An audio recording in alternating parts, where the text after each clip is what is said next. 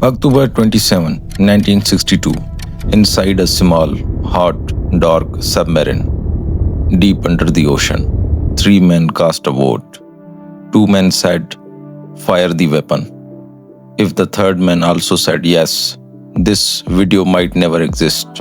You, me, this whole world, none of it might exist. This is the story of that third man. In 1962, America and Soviet Union came very close to a nuclear war. History calls this the Cuban Missile Crisis, but most people don't know one small fact. On this day, deep under the sea, one single man held the fate of the whole world in his hands. His name was Vasily Arkhipov. He was not a general. He was not a president. He was just a submarine officer.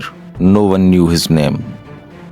But if he had said yes that day, every person alive on earth today might not be here.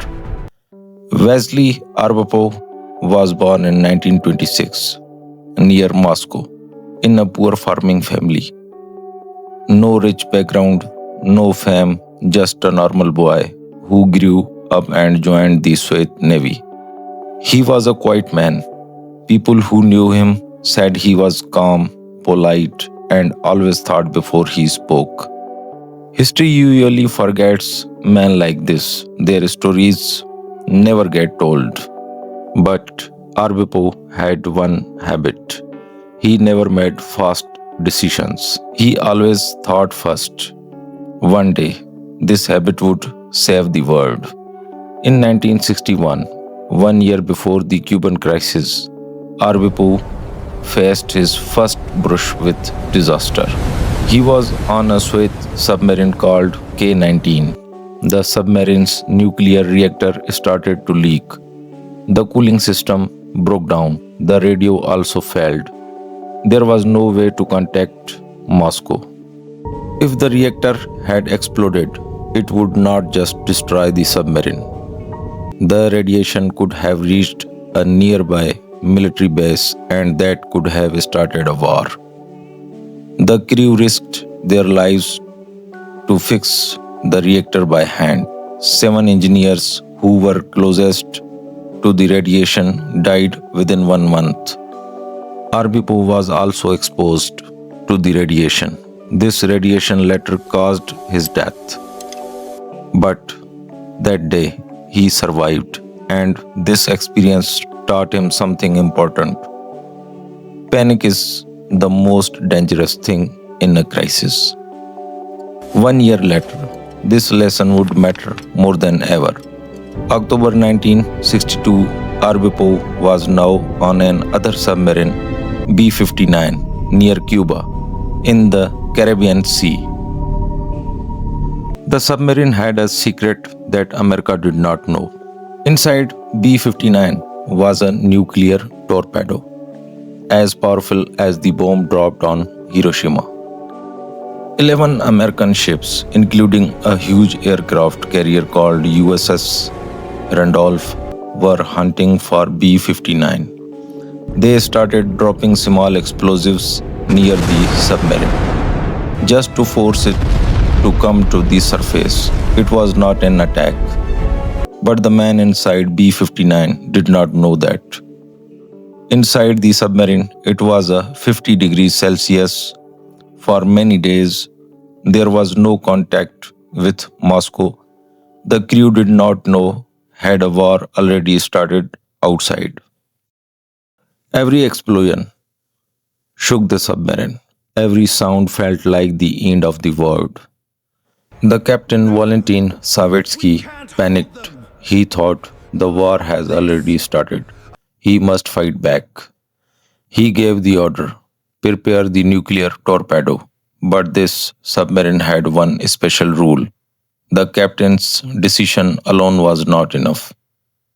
To fire the torpedo, these senior officers had to agree, all three, not two. First vote, Captain Savetsky, yes, fire it.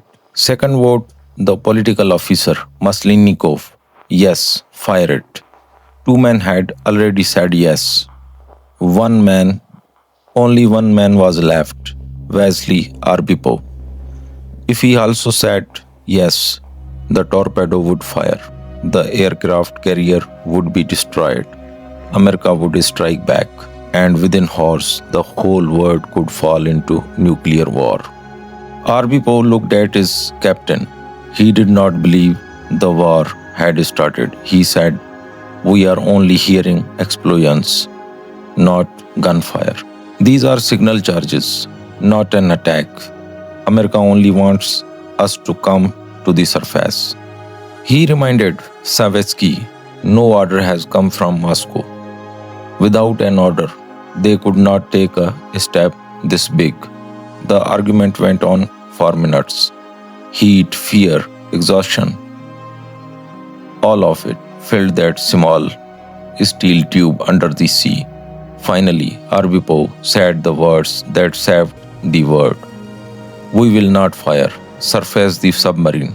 Wait for orders from Moscow." He said no.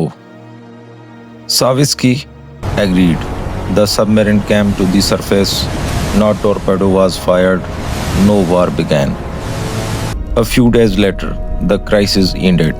Both countries stepped back. But Arkhipov's story was buried that same day. He went back to Russia. No one thanked him for years. Almost no one knew this event had even happened. In 1998, he died of kidney cancer, likely caused by the radiation from the K-19 accident. Only in 2002, 4 years after his death, did this secret come out. At a conference, an American historian, Thomas Blanton, said, "One man saved the world." His wife, who was at that conference, said Arkhipov never thought this day was special. He rarely even talked about it.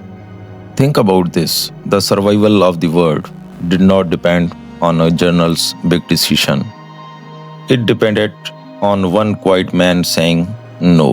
A man who was not famous, not powerful, just a calm man who always thought before he acted.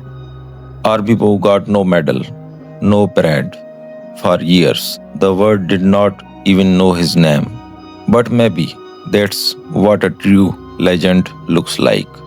Someone who does the biggest thing when no one is watching. If you are watching this video today, remember, you exist because one man, in a hot, dark, painful moment, choose patience over panic. On Ordinary Legends, we look for stories just like this. Stories that are not born in palaces, but in a small, hard moments. If this story touched you, please subscribe and tell us in the comments, if you were in that submarine, could you have said no to